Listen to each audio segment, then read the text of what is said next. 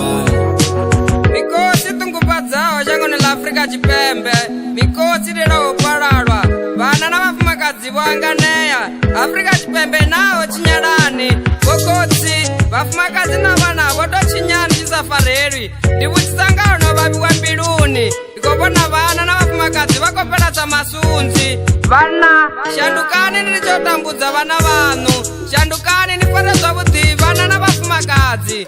Ngori ndi midziyo mitete. Ndi vatu vasina mulandu. Vokakangani vafumakadzi vachivonga vakopera. Vokakangani vafumakadzi vachivonga vakopera.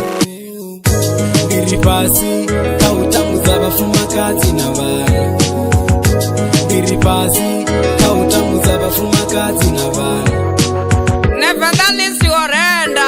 Ndikwenda bembera kaiwe mufumakadzi urina changatera. Iwe mufumakadzi une wadzula nawo chikovaiswa. Une wadzula bwati nawo chikotodobulawa. Wadzula nawo zvidivino ripanda chida iranganga tota.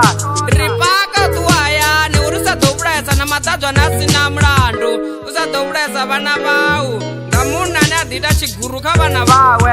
Nendikoposa vana vose vanu vatambudza vana na vafumakadzi dhaleni. Ndiri vana kare Vokakangani vafumakadzi vachivonga vakopera.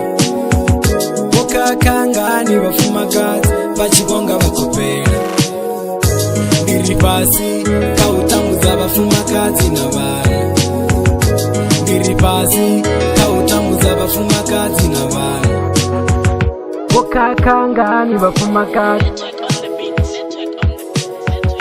Vokakangani.